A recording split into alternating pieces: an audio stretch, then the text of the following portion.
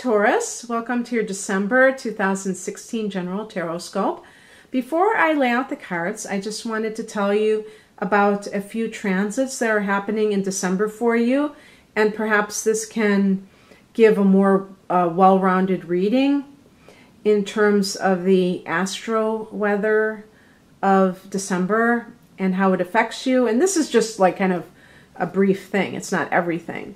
But there's going to be a concentration for you with the 9th house, because the 9th house for you is Capricorn.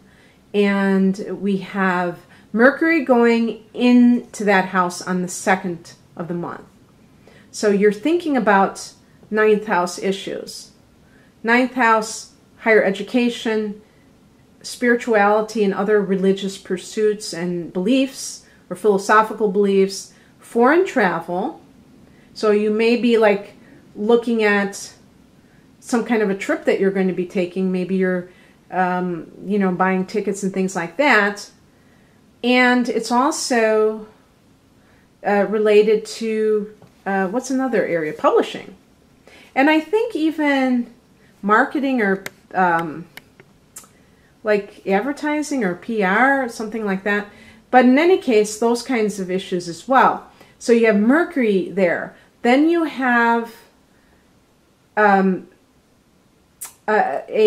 Mercury retrograde starting in that 9th house. And so I think it will be dipping back into the 8th house pretty soon afterwards, because it retrogrades in Capricorn at an early degree. So probably loses degrees, goes back into the 8th house, and then you're dealing with issues surrounding other people's money, and you're just going to be thinking maybe of some issue surrounding that and researching that. If there's any kind of inheritance issues, you may have to kind of put your mind into it and research the law or something along those lines. And I think the 9th house also relates to legal matters. So there may be something that you're going back over during that retrograde period, starting with the 9th and then going back to the 8th, law and inheritance issues or other people's money of some sort.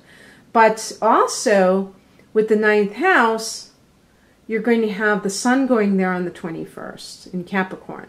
Then you have a new moon there on the 29th. So perhaps some of you will be, maybe you have some kind of it could even be like a combination of a school experience, a university experience abroad, like you're going to do a semester in some other country, or maybe you're going to be teaching English as a second language in some other country. So it might be a job, but especially with the university angle, that could be, or maybe you're a professor and you're going to be assigned, or you're going to want to go to another country to be a traveling professor. What else could be happening? But anything along those lines. But even like if you're pursuing anything spiritual, this is going to be a time when you're really kind of thinking about it and even having a new beginning in this area, like any kind of course of studies. Just remember that the Mercury retrograde goes into January 8th, I believe it is. So anything that you start in this area, they recommend that you launch things after Mercury turns direct. But if that's not a possibility, or you just don't want to, if you really feel strongly about something, just make sure that you're very aware of all of the things that could get complicated during this time. And so the other transits, now even Venus will be in your 9th house for the first week of the month. So that's yet another planet that's traipsing through there. So that could bring love in a foreign country. Maybe some of you are traveling, because I think recently you've had Mars in that house. So maybe you are traveling as the month of December begins, and you meet somebody, you fall in love with somebody from a foreign country. Mars, speaking of Mars starts the month in Aquarius. Aquarius is your 10th house. So you're going to be very ambitious with your career. Then it goes into your 11th house on the 19th, the same day as the retrograde. So that's your house of hopes and wishes, also friendships and groups. You just may be more ambitious during that time to accomplish a goal of yours. It may not be with your profession. It may be just something you've always dreamed of doing. But as I say, it starts the month in your career sector. So you're going to have that stamina, that ambition to do whatever it is that you want to do professionally. And for some of you, it may involve foreign travel, maybe contract work. But I think that it could even be associated with the university. Now, the other thing about this is Venus does go into this house on the 7th of the month. So they're both going to be in that 11th house. Venus can bring money. So Venus can, you know, bankroll your dreams in some way, for some reason. And because it's the house of hopes and wishes, who knows? Maybe it's some kind of a serendipitous way that you get the money to be able to do what you want to do. Maybe you've been wanting to travel and you just didn't have the money, and then all of a sudden, I think of like the Ace of Pentacles. Now I'm, you know, thinking more and more in terms of the Tarot when I think of these astrological transits, and money just appears, you know. The universe has your back. And then you have a full moon in the 2nd house of earned income. This is your natural house, Taurus. So it can deal with definitely some sort of increase in the money that you earn. The full moon can bring things to fruition. So maybe you've been working on something, and of course with that Mars, the 10th house, maybe you've been very, very busy working and advancing in your career, and then boom, you get that money. Or it could be just that you know, have a different, you discover a different income stream that will increase your finances.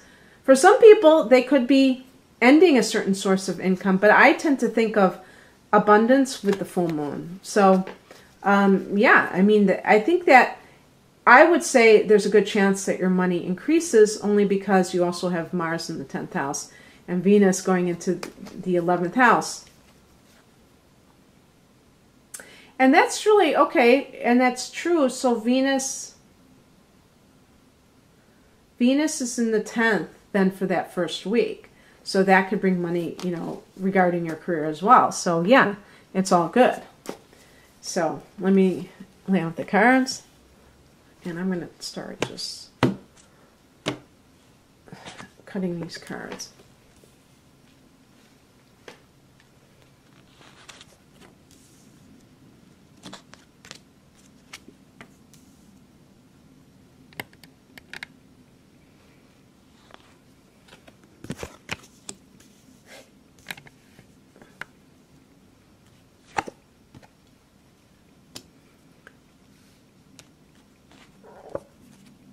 All right.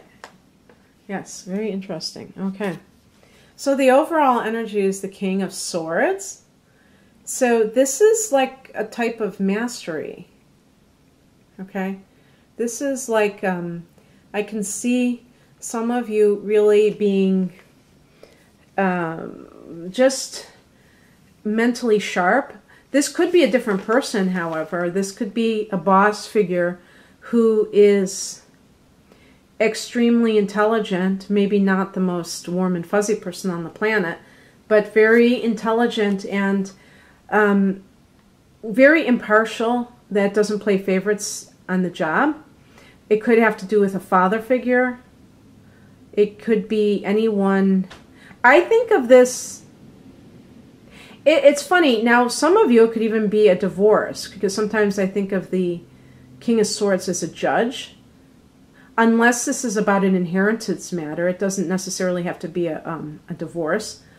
Because in the past position, we're talking about the distribution of money, somebody giving you money. You could be giving other people money, but sometimes I think of alimony, or the money that comes from the when people are getting divorced and they're like divvying up the property. But this could be, you know what this could be too, is that you recently demanded that you get paid what you were worth in your position, or in your home life, that there may have been some issue about the responsibilities. A perfect example is I was going to say a woman, maybe that's unfair. Let's say one partner wants to stay home with the child, and the other partner is like, well, I don't know if that's a fair arrangement, because then I have to go out and work and you get to sit home all day. And it's like, who's doing what? And kind of trying to be fair and balanced in that. And I see if that's you, you may have taken the approach of being very detached. If you've had to leave a situation that you felt was unfair, then you may have done so, and you may have done so without looking back or feeling emotional about it. And actually, this is coming in the Ace of Swords, so this is a new beginning, this is success. This is a card of success. So this could be something actually even to do with you and your own business, possibly. And the King of Swords could be you really taking charge of your own life and, feeling detached and not, afraid or anything like that. The Ace is a beginning. Sometimes it's about seeing things as they really are, I feel, and having clarity of mind. And so is the King of Swords, too. So maybe there was a situation in your past that you felt was unfair, imbalanced, and now you feel like you have the upper hand. But in the workplace, you may have left to start on your own, too. That's a possibility. Because as the higher message, we have the Magician card. And this is about somebody, see, he's got all of his elements, and he's got his table there.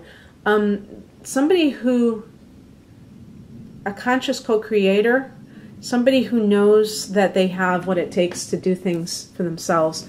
Part of that is just as simple as being resourceful. And, I don't know, I think it's been attributed to Arthur Ashe, the tennis player, I believe he was, but they said, do what you can with what you have where you are. And so you don't have to have some kind of grandiose beginning point to do what you want to do. And so if you had a vision, you may have started it. You have those swords cards, so that's kind of like your vision.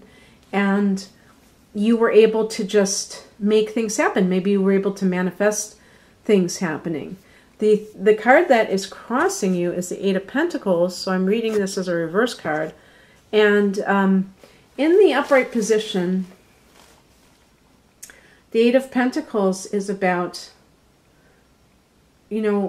laboring, a labor of love, doing something that you really want to do,